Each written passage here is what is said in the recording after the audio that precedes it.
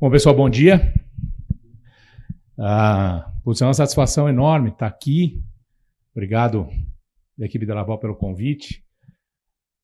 Rever alguns amigos, alguns que fazia muito tempo que eu não via, professor Mário e outros tantos. E para a gente conversar um pouco sobre um tema tão importante de uma tecnologia, vamos chamar assim, que está crescendo cada vez mais e vai ocupar cada vez mais espaço, como tantas outras tecnologias, nos nossos sistemas de produção, né? Então, a missão que me foi dada foi conversar um pouco com vocês como é, ou como a gente vê a nutrição nesses sistemas com ordenha voluntária, né? E, na verdade, a vida do nutricionista que trabalha com sistemas de ordenha voluntária, ela, vamos dizer assim, que é um pouquinho mais divertida, é ou não é, João? Porque, apesar dos conceitos de nutrição não terem mudado, né, a forma como a gente tem que pensar na estratégia, né, na arquitetura da nutrição, ela difere até que significativamente dos sistemas de ordenha convencional para os sistemas de ordenha voluntária, né?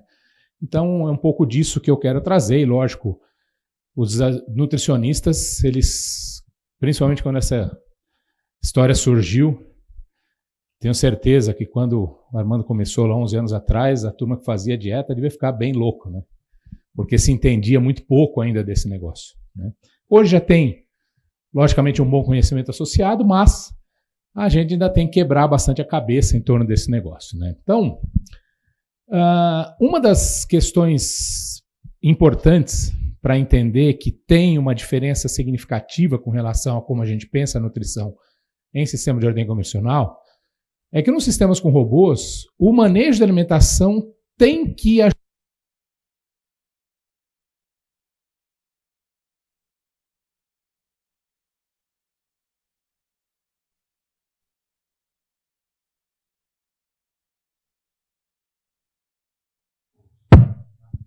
Isso é fundamental. E, como nós vamos falar um pouquinho... Alô?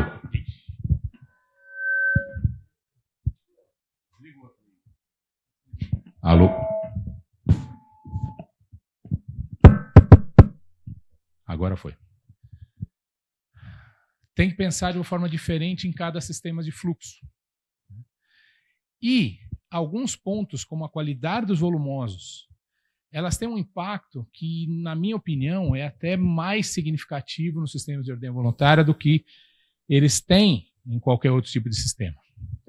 E outro ponto importante, que eu vou falar um pouquinho sobre isso, é que a qualidade da ração que se oferece nos sistemas, nas máquinas, e quando eu falo qualidade, pessoal, não estou falando de composição, não estou falando de formulação, só, ela também tem um impacto muito grande na eficiência dos sistemas.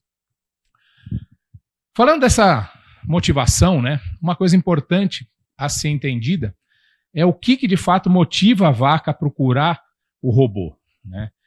E ao longo do tempo já se entendeu que, na verdade, a grande motivação principal delas não é a vontade de ser ordenhada, a necessidade de ser ordenhada, né? É muito mais, essa motivação está muito mais ligada ao desejo de ganhar um presentinho, um brinde, um mimo lá no robô, ou mesmo a uma necessidade nutricional, do que a questão da ordenha propriamente dita, né?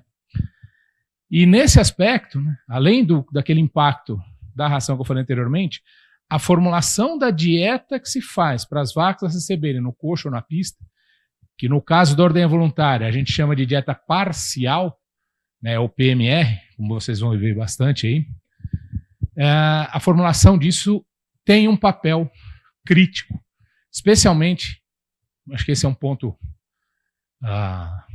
nevrálgico aí, o quanto se coloca de energia nessa dieta, porque isso vai, ou pode, modificar bastante a dinâmica de movimentação das vacas, como nós vamos ver. Então, tem alguns aspectos que são aí um pouquinho, talvez, mais complicados e mais desafiadores para quem trabalha com nutrição nesses sistemas. Muita gente me pergunta, bom, o que é mais importante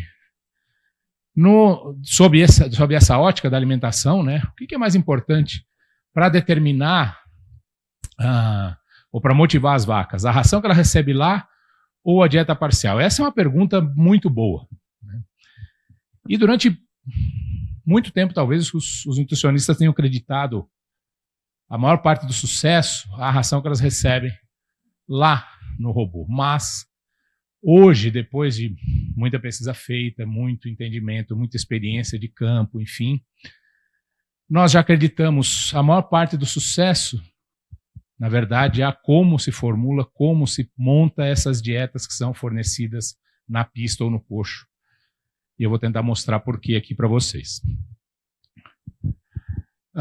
Um dos aspectos que corroboram isso é um dado desse trabalho que foi apresentado recentemente aí pelo professor Trevor DeVries aqui no Brasil. Esse cara é um dos que mais, talvez, faz pesquisas com manejo de alimentação de sistemas com ordenha voluntária no mundo, né? Ele é de uma universidade no Canadá.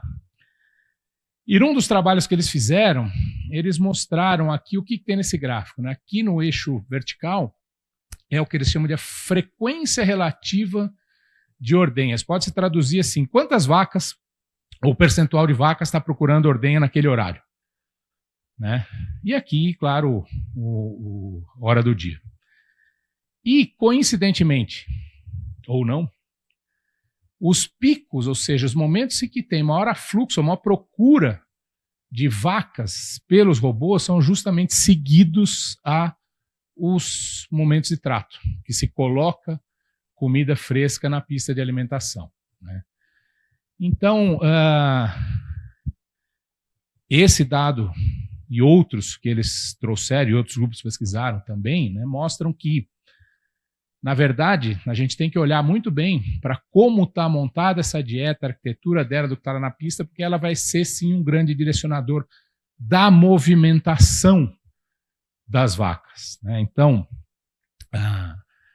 quanto melhor a qualidade dos volumosos, por exemplo, ou melhor a qualidade dessa dieta, quanto melhor ela for digerida, ela pode gerar uma necessidade ou um estímulo de retorno mais frequente ao coxo ou à pista.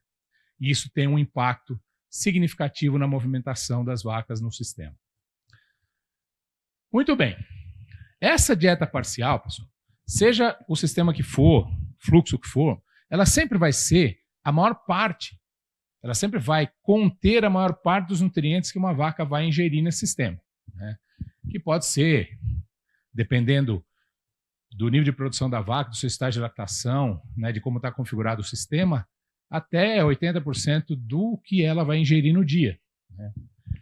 E isso, logicamente, põe luz na necessidade de oferecer sempre, a todo momento, uma dieta muito bem desenhada, sempre fresca, né? Frequência de tratos, eu vou falar mais tarde, no caso de pista de alimentação, a importância de empurrar essa dieta várias vezes. Logicamente, ela tem que ser bem formulada, né? Para isso que se estuda a nutrição, para isso que tem os nutricionistas aí em termos de atendimento dos requerimentos dos diferentes parâmetros nutricionais, né? E uma coisa que eu defendo muito e a imensa maioria dos nutricionistas bons defende também, que na verdade o foco da arquitetura, como eu costumo chamar, dessas dietas da nutrição, tem que ser em promover saúde, né? Hoje está bem claro que o desempenho dos animais decorre da boa saúde. Então, o nosso trabalho como técnico é o que nós podemos fazer para melhorar a saúde das vacas. Se elas tiverem saúde, elas vão desempenhar bem em qualquer sistema. Então, o foco tem que ser em promoção de saúde. E, logicamente, cuidar para que as vacas não corram o risco de ficar sem comida. Ter uma oferta adequada, fazer manejo de coxo, sempre ter aquele pouquinho de sobra e bastante espaço para que os animais possam se alimentar adequadamente, né? Existem algumas diferenças aí de recomendações e um pouco de discussão em torno disso, de quanto espaço precisa no sistema de ordenha convencional, como as vacas via de regra, tem uma dinâmica diferente. É mais comum ver todas as vacas, uma proporção maior de vacas juntas no coxo, precisa de mais espaço, o sistema de ordenha voluntária não precisaria de tanto espaço, mas isso tem muita discussão e depende muito da dinâmica de cada fazenda, mas garantir pelo menos esses 60 centímetros de espaço em coxo, só como um exemplo, é fundamental. O conceito tem que ter espaço suficiente para as vacas comerem sem estresse. Alguns detalhezinhos aí só que eu gosto de deixar, né? Algumas recomendações que eu costumo seguir, né? Garantir uma boa ingestão de fibra, né? Daquilo que a gente chama de FDN, fibra oriunda de volumoso, de forragem. Especialmente, muito importante, forragens de alta digestibilidade, justamente pensando em saúde do rumen, nessa promoção da saúde dos animais, tá? Um bom teor de matéria seca para garantir aí a estrutura física da dieta e como essa dieta fornecida para as vacas do sistema de ordenha voluntária. Ela é parcial, ela é mais fibrosa, talvez seja ainda mais importante fazer um acompanhamento da qualidade de mistura, do tamanho de partículas, distribuição dessas partículas. Aqui uma sugestão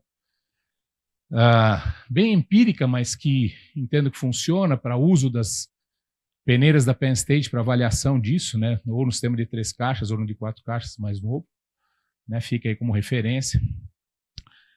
Enfim, aspectos diretamente ligados à nutrição que são importantes e, como eu costumo dizer, são direcionadores de como a gente monta essa arquitetura das dietas aí. Muito bem, né? Hoje, de maneira geral, se trabalha basicamente com 2 conceitos quando se fala de fluxo, né? O fluxo totalmente livre, o fluxo guiado. E quando se fala de fluxo guiado, já se trabalhou de formas diferentes, mas hoje, quando se tem, basicamente são o fluxo que chama de milk first. Eu sei que todo mundo conhece isso, mas só vamos dar uma pincelada, né? Fluxo livre, vaca não tem direcionador nenhum, ela vai para onde ela quiser, a hora que ela quiser, tá certo? E nesse sistema, especialmente, tem que ter um cuidado ainda maior com a construção dessa dieta parcial, porque se errar a mão, carregar muito, especialmente o teor de energia nessa dieta, isso vai comprometer o número de visitas que as vacas vão fazer ao robô e pode, certamente vai, comprometer bastante a eficiência do sistema. O sistema guiado, e vamos falar exclusivamente do Milk First, né, ele tem, na sua concepção, né, alguns portões inteligentes, portões separadores estrategicamente colocados, para que haja uma avaliação especialmente da permissão de ordenha. Então a gente costuma falar que a ordenha tem preferência nesse sistema. Então a vaca que está na área de cama, eu vou detalhar um pouco mais isso depois, ela tem que passar por esses portões para definir para onde ela vai, né? E, em função disso, é possível ter um pouco mais de flexibilidade na construção dessa dieta parcial, tá? Mas isso não significa que pode relaxar com ela. Bom, só para detalhar aqui, né? Isso aqui é um exemplo de um barracão de freestall em sistema de fluxo livre, vendo que aqui estão as camas, as pistas de alimentação dos 2 lados. As vacas não têm nenhuma barreira, nenhum obstáculo para elas se moverem por onde elas quiserem. Aqui um barracão com 2 robôs colocados lado a lado. As vacas podem ir para onde elas quiserem a qualquer momento, tá? Muito bem. Eu entendo, pessoal, que esse sistema ele é um pouco mais desafiador para fazer o encaixe da dieta, como eu costumo dizer, né? Justamente porque a vaca tem 100% da decisão de para onde ela vai. Então, se ela quiser sair da cama e ir no coxo comer quantas vezes ela quiser, sem passar no robô, ela pode fazer isso, tá? E, dessa forma, se essa dieta que ela tem acesso no coxo, de fato, conseguir atender todos os seus requerimentos, especialmente por energia, ela vai ter muito menos motivação para ir no robô. Então, aí não pode errar nesse sentido. Esse é um sistema em que, na minha opinião, a estratégia ou arquitetura da nutrição tem um papel ainda mais crítico na determinação do número de visitas, número de ordenhas que o animal vai fazer. Tá? Se elas tiverem energia demais nessa dieta parcial, na pista ou no coxo, certamente elas vão ter menos estímulo para ir nos robôs. Tá? As vacas têm que sentir, pessoal, aquela vontade, aquele desejo de ir para o robô ganhar o brindezinho dela, que é a ração que está lá. Tá? Obviamente, essa ração, como eu falei anteriormente, tem que ser de altíssima qualidade. Eu estou falando de palatabilidade para ela ser desejada, né? Tem que ser, permitir uma boa velocidade de ingestão, porque como nós vamos destacar um pouquinho, tem que considerar a questão do tempo que a vaca tem disponível para comer uma determinada quantidade de ração a cada visita que ela faz no robô. Tá? Se ela não conseguir ingerir essa ração rapidamente, isso pode ser um problema. Né? Nos sistemas de fluxo livre, como a dieta parcial tem que ser um pouco menos energética, naturalmente vai se trabalhar com um volume de ração maior ofertado nos robôs, porque aí essa energia que não está na pista, ela vai ter que ser direcionada para essa ração que está nas máquinas. Né? E aí é o seguinte, como é que tem que ser essa ração? Tá? Na minha opinião, e entendo que tem discussão, tem argumentação sobre isso, mas tem que ser uma ração paletizada de alta qualidade. O que é isso? Tem que ser extremamente desejável. Né? Na construção dela, tem que se usar elementos que vão atrair a vaca pelo odor, pelo aroma. Tem que usar substâncias que vão ajudar na palatabilidade. E uma coisa fundamental é a dureza desses pellets. Né? Justamente para que haja um risco menor da formação de pó, né? E que esses pellets se mantenham íntegros. Além da questão do pó gerar mais desperdício, a ração pelletizada ela permite uma maior velocidade de ingestão em relação a uma ração farelada. E esse é um ponto extremamente importante. Tá? Não tem a ver com a composição nutricional, mas sim quanto o animal vai conseguir consumir daquela ração num determinado tempo que ele fica dentro do box. Tá? Isso é fundamental. E outra coisa que se procura evitar, né, é a inclusão exagerada de alguns ingredientes que possam comprometer a palatabilidade, minerais, gordura, por exemplo. Né? Então tem que pensar tem que ser um chocolatezinho, uma coisa deliciosa, maravilhosa, que a vaca adora comer e que ela vai ter desejo por comer esse negócio lá. E tem que permitir uma velocidade adequada. Bom, pessoal, no fundo, consegue enxergar os números ou vocês vão ter que acreditar no que eu estou falando? Sim ou não? Ou mais ou menos? Não vai ter jeito. Os mais jovens vão enxergar, quem já está na minha idade para frente, não tem jeito. Mas vamos lá. Na verdade, não. Se vocês acreditarem em mim, quem não está enxergando, não vai ter problema. Tudo bem? Senhora aí? Então tá bom. Se eu tivesse sentado, eu também não ia enxergar, mas é o que temos. Pessoal, vou usar alguns exemplos aqui, tá? Por favor, não quero que ninguém saia copiando formulação de dieta, porque isso aí é um exemplo, tá? É muito teórico. Eu tenho aqui uma composição, uma dieta aí para um lote de vacas de 36 quilos de média, tá? Para mostrar, eu vou usar alguns exemplos para dizer como é que a gente, ou como é que eu, né? A gente não necessariamente eu, penso na construção dessas dietas, né? Ingredientes comuns, junto ao que eu estou chamando, tá aqui em azulzinho, um pellet. Pellet RB. Seja o que for. Como é que a gente faz? Monta uma dieta que tem uma determinada quantidade do pellet, aqui um fluxo livre. Estou atribuindo aí em torno de 4,5 kg, que é o que a gente observa, que é um consumo médio aí num sistema de fluxo livre para vacas com essa média de produção, e ver se essa dieta atende os requerimentos. Então tem lá os 4,5 kg do pellet e uma dieta que vai na pista. Esse pellet, depois aí que vocês vão enxergar mesmo, mas ele tem uma composição bem comum, não tem nada de especial nele aí. Tá? Tem aroma, tem palatabilizante, tem um pouquinho de farinha de trigo para ajudar ele a ficar mais íntegro, enfim, mas é composição comum. E só para mostrar que essa dieta, do jeito que ela está montada, ela atende totalmente os requerimentos, os parâmetros nutricionais desse lote de vacas produzindo 36 quilos de leite. Eu me preocupo, pessoal, muito com os parâmetros nutricionais, não me preocupo muito com essas estimativas de produção aqui que os programas mostram, isso para mim é secundário. Se está atendendo os parâmetros nutricionais que eu julgo importantes, isso para mim é o que mais vale. Então essa dieta está ok, está funcionando, então posso trabalhar com ela.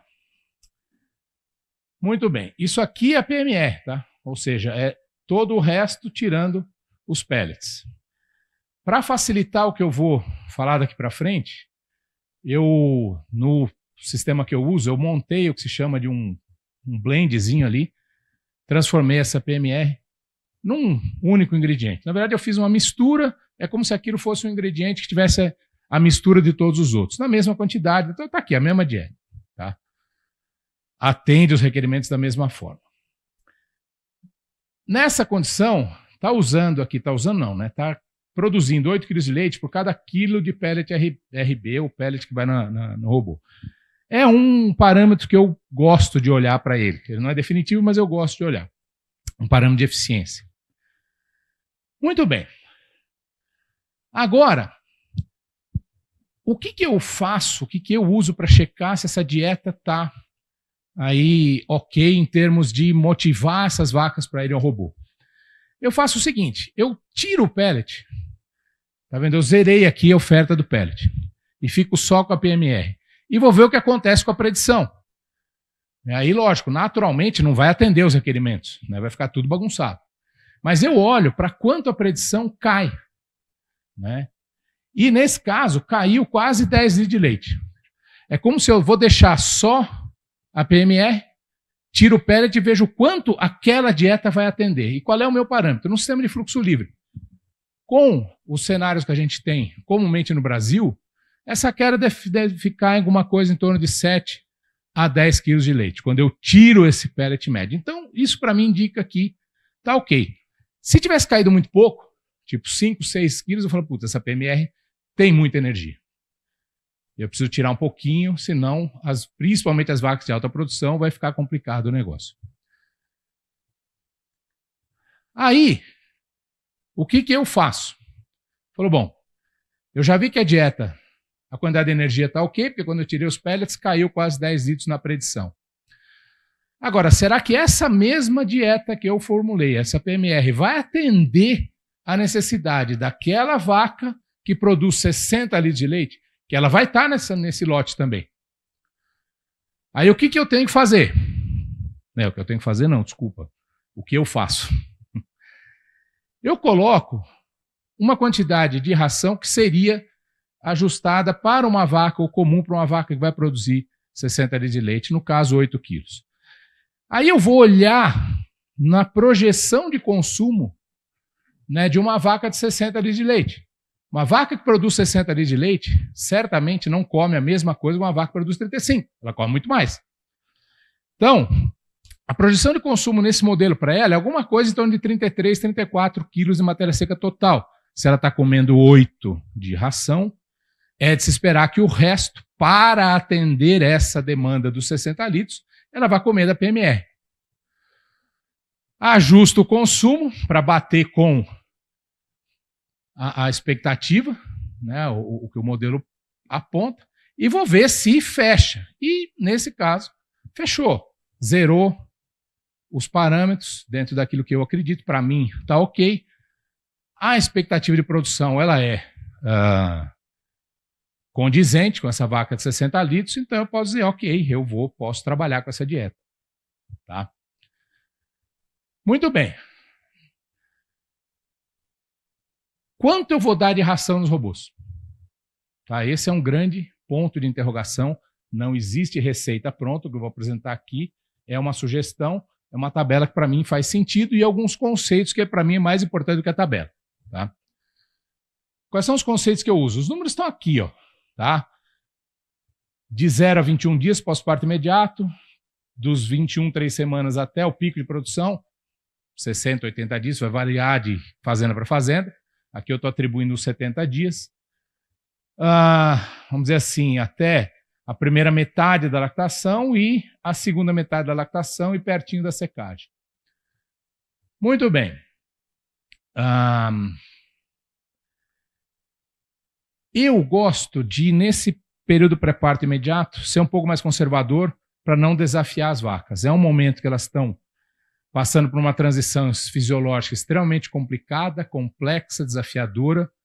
Não é hora de pensar em fazer essa vaca produzir muito leite. Ela tem que se recuperar do estresse do parto. Tá? Quantas mulheres aqui têm filhos? Levanta a mão para eu ver. Várias. Então vocês vão entender exatamente o que eu estou falando. Né? É ou não é? O pré-parto é extremamente confortável, não é? Para uma vaca. Pensa na vaca. Extremamente confortável. Está lá tudo lindo, maravilhoso. Dorme bem? Maravilhosamente. Consegue comer bem? Muito bem. Faz xixi cada 5 minutos. Tá desse tamanho. As vacas, sabe que as vacas têm uma vantagem enorme em relação às mulheres. Qual que é? Não tem um marido roncando, enchendo o saco do lado. Então, nesse aspecto, as vacas estão melhores. Aí acontece o parto, tem o pós-parto imediato, que também é uma delícia, não é? Pois é. Para a vaca é a mesma coisa. Então, ela está nesse momento que ela está saindo desse estresse, apesar de não ter o marido, é estresse do mesmo jeito. Está saindo desse estresse, não é hora de eu falar, puta, agora eu vou botar o pé no acelerador da gasolina para essa vaca produzir muito leite. Não é hora disso. É hora de pensar na recuperação dela, para ela passar bem por esse período.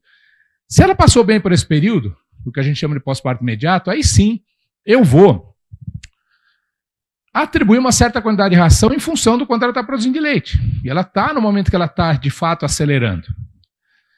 Depois que ela já passou do pico, se Deus quiser, já emprenhou, já está num outro momento, né, em que a produção dela naturalmente vai estar desacelerando, aí eu sigo pensando no quanto ela está produzindo, só que aí num ritmo de queda, só que com um cuidado adicional, que é para essa vaca não acumular muito score de condição corporal. Porque como tenho certeza que todos vocês sabem, vaca gorda dá problema. É ou não é?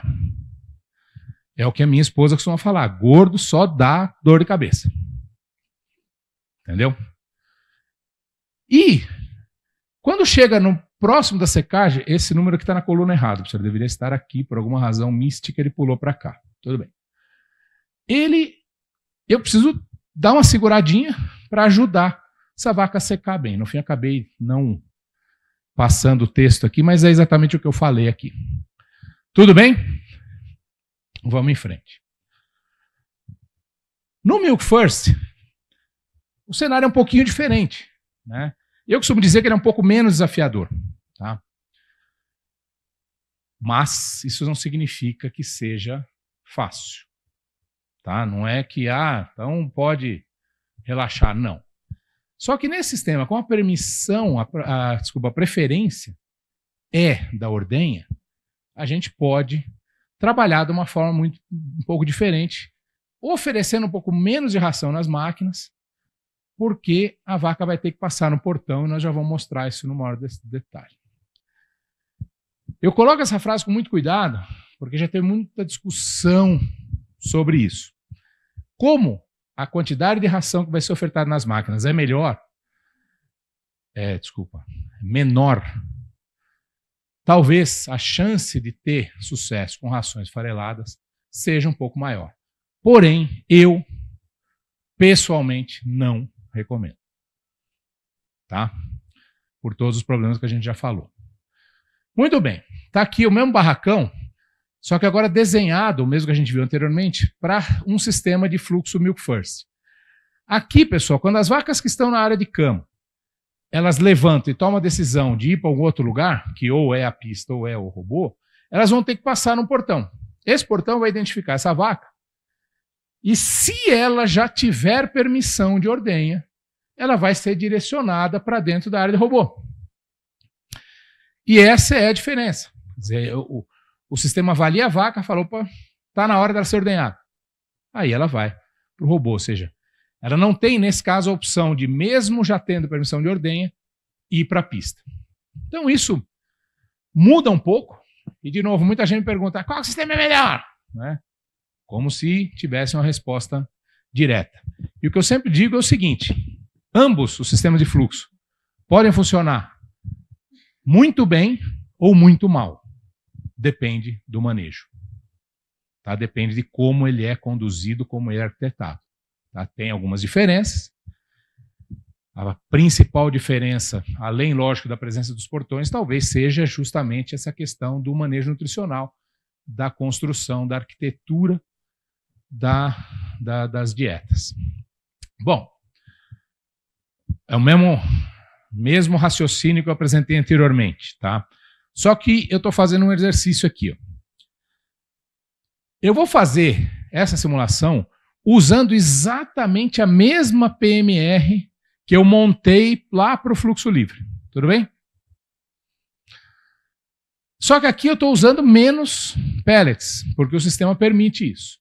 Naturalmente, as vacas vão ter que comer um pouco mais de PMR para poder atender o requerimento. Isso é um exercício. E a hora que eu monto dessa forma, usando o mesmo pellet e a mesma PMR anterior, tudo bem? Só que aqui colocando 3,5 kg do pellet, não mais os 4,5, só que eu estou ajustando o consumo da PMR para atender o requerimento total, eu vejo que a dieta fecha.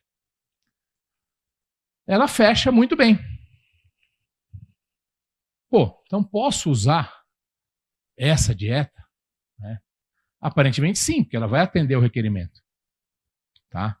É a mesma PMR que eu formulei para o sistema livre. Inclusive, se eu olhar neste caso aqui, né, para dois parâmetros importantes, o custo e o caso o sistema chama RCA, receita sobre o custo, a gente costuma falar RMCA, receita menos o custo dos alimentos. Né? Eles são diferentes e são melhores, porque se eu for olhar, acredita em mim, esses eram os valores que estavam lá no exemplo do fluxo livre, eles são um pouquinho melhores. Porém, pessoal, isso deu um bugzinho, mas isso é conceitual. Tá? Pode funcionar? Pode. Aqui vai usar, naturalmente, menos pellets por quilo de leite. Tá? Mas, né, será que vai funcionar sempre? Aqui, se eu fizer aquele mesmo exercício, zerei os pellets, tirei os 3,5 kg, né? Quanto cai? Cai um pouco menos. Vai cair 7,5 kg. Que num sistema de fluxo livre, eu entendo que está ok. Essa é a diferença quando eu zero os pellets, pensando na média de produção de 36 quilos. Agora, eu vou fazer o mesmo exercício que eu fiz anteriormente, com essa mesma PMR, pensando na vaca de 60 quilos, 60 litros. Essa vaca de 60 litros, num sistema que eu estou usando menos ração, eu estou atribuindo para ela, em vez dos 8, 6 quilos. Tá? E para compor aí a expectativa de consumo, tem que pôr mais uns 28 quilos de matéria seca da dieta parcial. E aí, quando eu olho para a dieta, eu vejo que já não fecha tão bem. Tá? Não atende integralmente os requerimentos nutricionais. Fica faltando um pouquinho. Tá? Então, isso já me mostra, opa, aquela mesma dieta que eu formulei no Livre para atender essas vacas de produção mais alta, talvez num... Obrigado. Obrigado. Talvez não funcione, né? E realmente fica faltando ali uns 2 litros de leite. Agora, o grande ponto não é esse, pessoal. O grande ponto é pensar, e aí é que eu entendo que talvez algumas pessoas não considerem isso, né? Vamos lá, vou fazer uma pergunta aqui para o meu amigo João Pedro.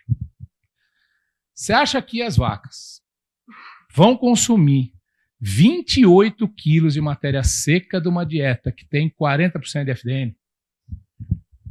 Não vão. Esse é o negócio. E por isso que eu falo que isso é conceitual. E a gente tem que pensar nisso. Porque quando eu monto a dieta num modelo, e você pode usar o modelo que for, qualquer software, ele vai te mostrar que isso vai acontecer. Se a vaca comer os 28 quilos. Só que ele não consegue modular isso, se ela vai comer ou não. Então aí é que a gente tem que olhar, né, usar um pouco da experiência para tentar imaginar isso. E é muita coisa, nós estamos falando de 12,3 kg de matéria seca de FDN, né? Lembra que eu falei lá 5,5 a 6 quilos de FDN de forragem? Aqui está dando mais de 8. Não vai comer. Então, isso mostra para mim claramente que, cara, não dá, tem que montar outra dieta. Que vai ser um pouquinho mais densa em energia, tá? Que para essa vaca de 60 litros, aí eu montei a PMR, é uma PMR nova, só que a hora que eu monto essa dieta junto com 6 quilos de ração, aí sim ela atende o requerimento. Tá? Vai atender adequadamente esse requerimento. Tá aqui, ó. Aqui é outra PMR, os 6 kg de pellet, aí a coisa vai funcionar. Nesse caso, a chance dela consumir é muito maior, porque tem menos fibra nessa PMR. Então, você vai falar, mas essa PMR é mais cara. Claro que ela é, um pouquinho mais cara ela é, só que se eu não usá-la, eu não vou atender as vacas que pagam a maior parte da conta, que são as vacas de produção mais alta. Faz sentido, seu Wagner? Sim. O que eu falei no slide da tabela anterior, vale a pena. Cadê o Tolói? É slide, viu? Tá lá. Vale igualmente para o meu que for. Só que os números são um pouco diferentes. É menos ração. Mas o conceito é igual mesmo. Tá? Tudo que eu falei antes vale aqui da mesma forma. Muito bom. Vamos ver agora um trabalho, né, que ele tentou simular justamente essas duas estratégias diferentes. Eu posso oferecer uma PMR mais densa, com menos ração, ou botar mais ração com a PMR mais pobre. Como é que funciona isso? O que esses caras fizeram? Um trabalho num sistema de fluxo livre, né, em que eles atribuíram duas dietas diferentes. Tá? Veja que essas dietas ela têm exatamente o mesmo teor de energia. Só que numa ela está usando 3 kg de pellet, na outra está usando 6. Os pellets estão aqui dentro, tá? A dieta total tem o mesmo teor de energia. Quando eu olho para as PMRs que foram construídas aqui, aí eu vejo que tem diferenças. Claro, tem uma PMR de baixa energia, que vai ser usada com maior quantidade de pellets, e uma de alta energia, que vai ser usada com menos pellet. Para ver se tem algum impacto num sistema de fluxo livre sobre o comportamento das vacas. E o que esses caras mostraram é que quando se tenta mudar num sistema de fluxo livre para trabalhar com menos ração, oferecendo uma dieta na pista mais rica, olha o que acontece com o número de ordenhas. Despenca. Quase 20%. Número de visitas, bastante. O leite, apesar de não ser uma diferença significativa, quando a gente olha para o número, né, tá ali, ó. Dá 1,5 litro de leite a menos. Ou seja, eu estou fornecendo uma dieta que, quando ela está total, ela atende exatamente da mesma forma o requerimento, só que a estratégia é diferente e isso muda tudo. Por quê? Essa dieta de mais alta energia sacia mais as vacas e elas vão procurar menos o robô. Tá? Bom, outro ponto, pessoal, que eu entendo que é um desafio enorme aqui no nosso país é formular pela média, né? Claro, a gente tem que fazer isso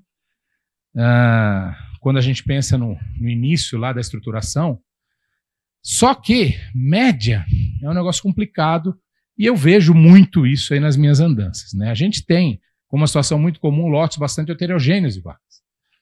Robôs que tem vaca produzindo 15 e vaca produzindo 60. No mesmo grupo. E essas vacas vão comer exatamente a mesma dieta na pista. Tá certo? Como é que eu faço isso? Dá para pensar na média? Né? Para mim faz sentido, vou olhar, antes de pensar na média, eu vou olhar para o desvio padrão. Né? O que é isso? É uma medida de dispersão que vai me dar uma ideia de quão uniforme ou não são os dados. Então eu trago aqui 3 exemplos, isso aqui é teórico, tá, gente? De 3 grupos de 10 vacas aqui, que tem exatamente a mesma média, 30. Exatamente a mesma média.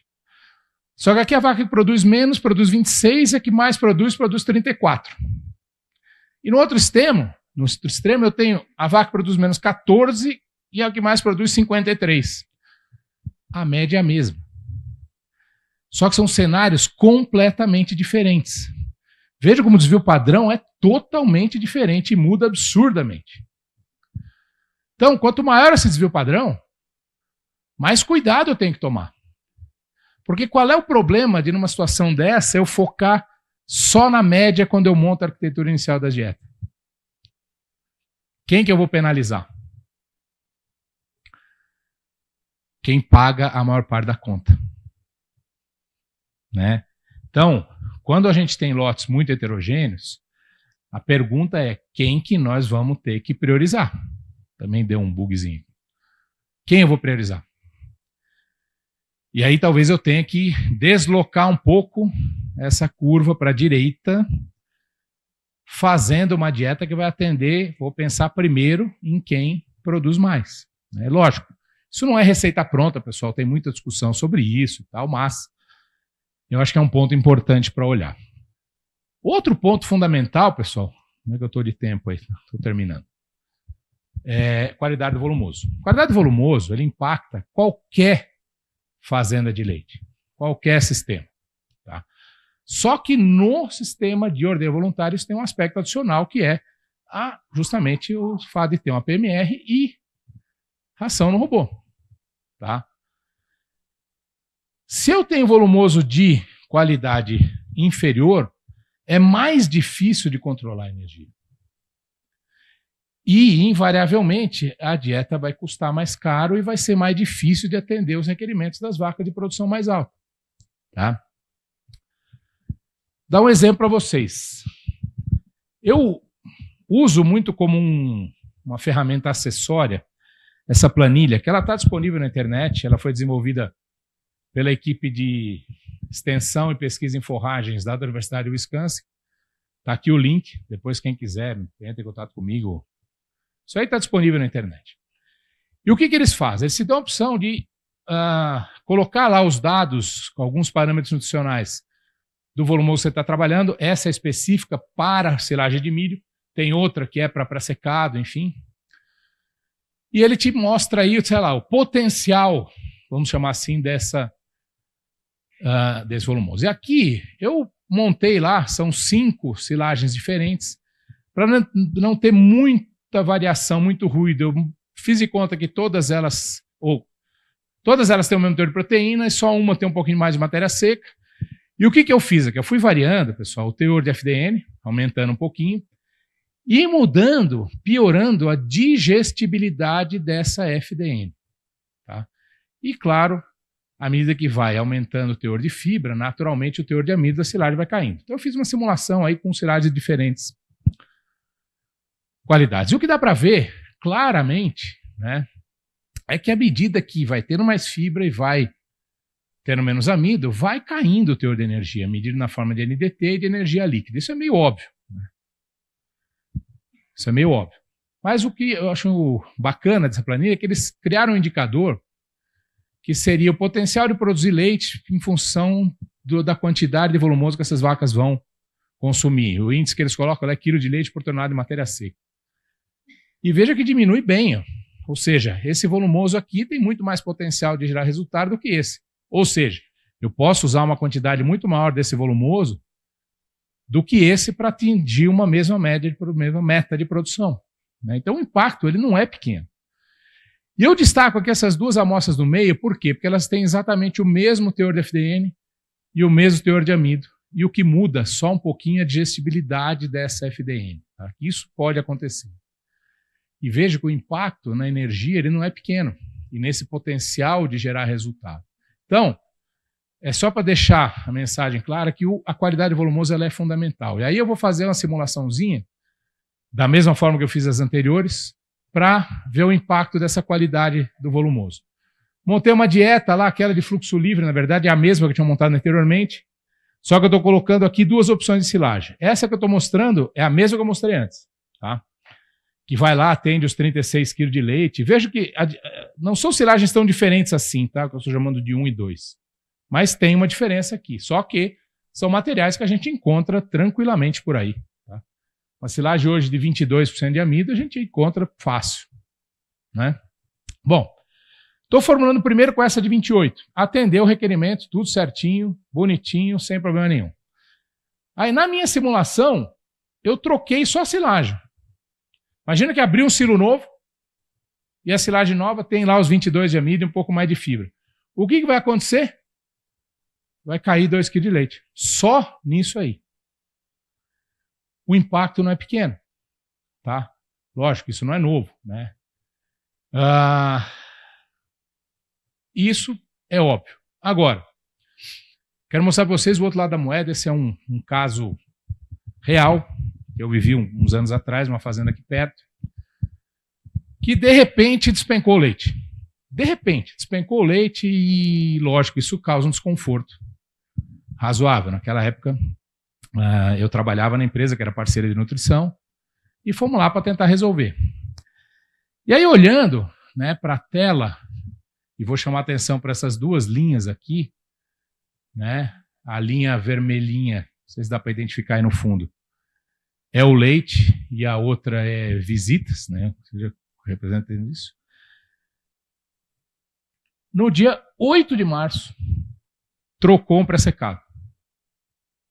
Despencou tudo. Só que tem um detalhe, esse pré-secado novo que foi usado era muito melhor do que o outro. Se eu fizer isso no sistema de ordenha convencional, o que vai acontecer? Eu tinha um pré-secado ruim, botei um bom, o que vai acontecer com o leite? E aí foi o contrário. Porra, que negócio esquisito, né? Eu coloco um volumoso que é melhor e o troço desanda. Por causa do que eu falei antes. O que aconteceu aqui?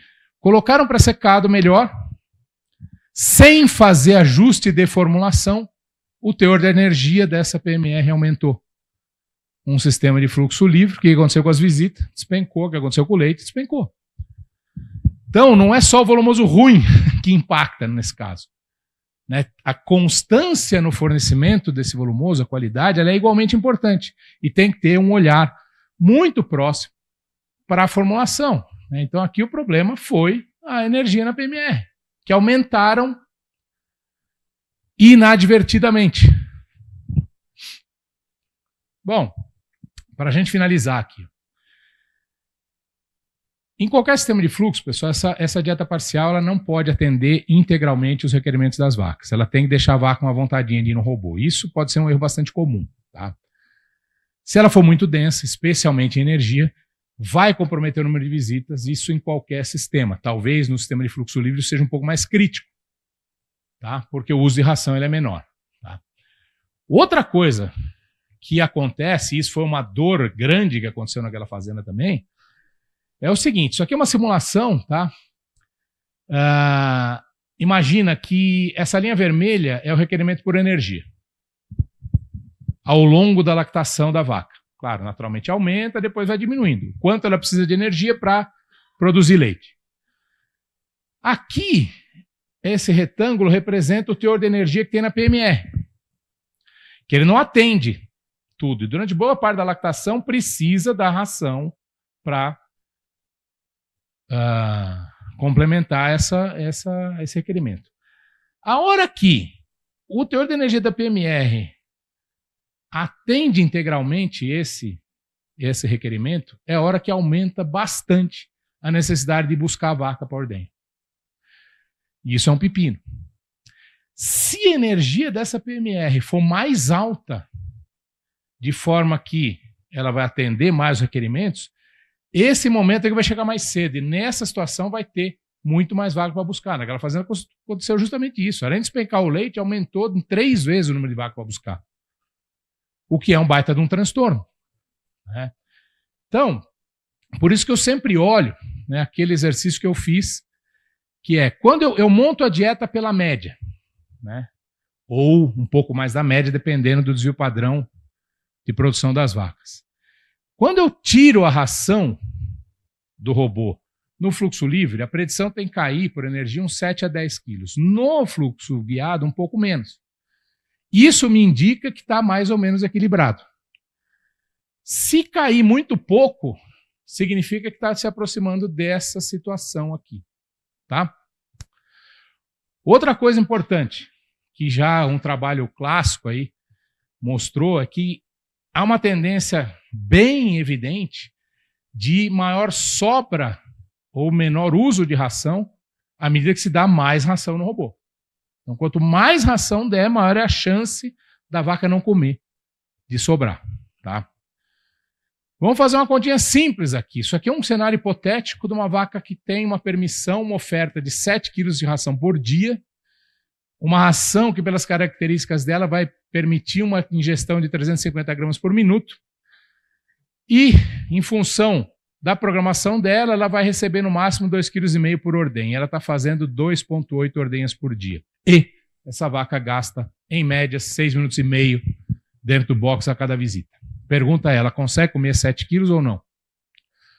Para ninguém ficar perdendo tempo fazendo conta de cabeça e eu sacar uma calculadora, resposta direta é não. Não, ela não tem tempo para comer os 7 quilos. E essa é uma situação que pode acontecer muito comumente em qualquer fazenda. Então tem que olhar para isso. Essa é uma das razões principais pelas quais a gente defende a ração pelletizada de alta qualidade que permite maior velocidade de ingestão.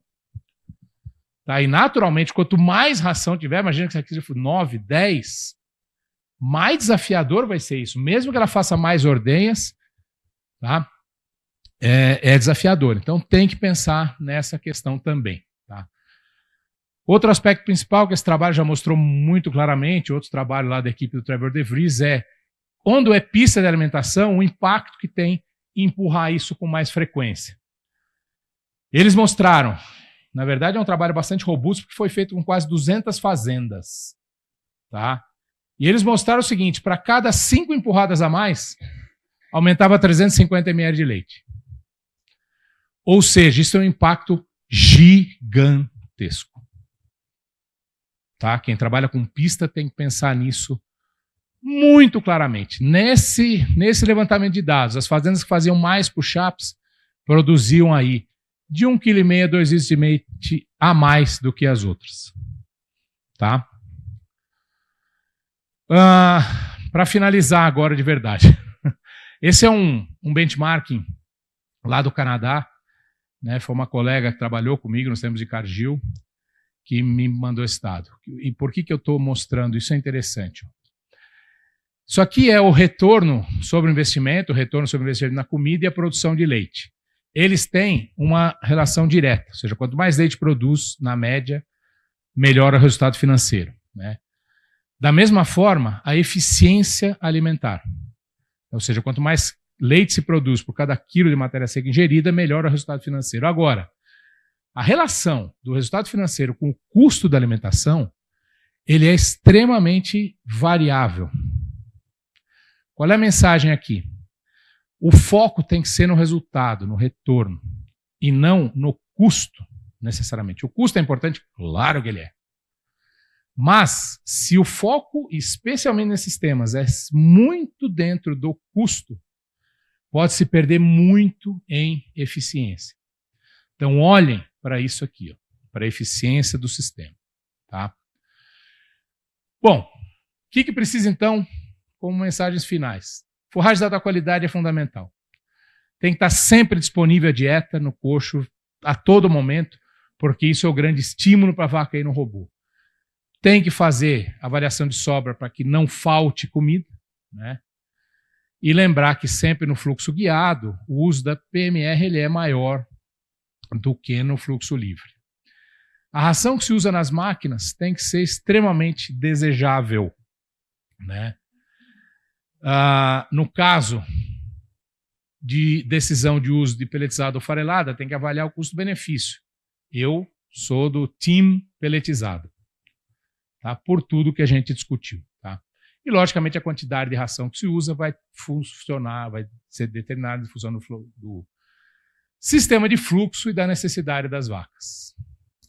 Eu gosto muito dessa citação. Eu estava num webinar que eu vi uma vez, isso é um depoimento de um produtor lá dos Estados Unidos, que ele fala o seguinte, ó, o que faz o leite é o manejo. O robô colhe o leite. O robô, pessoal, é uma tecnologia fantástica, que mudou a vida de muito produtor de leite.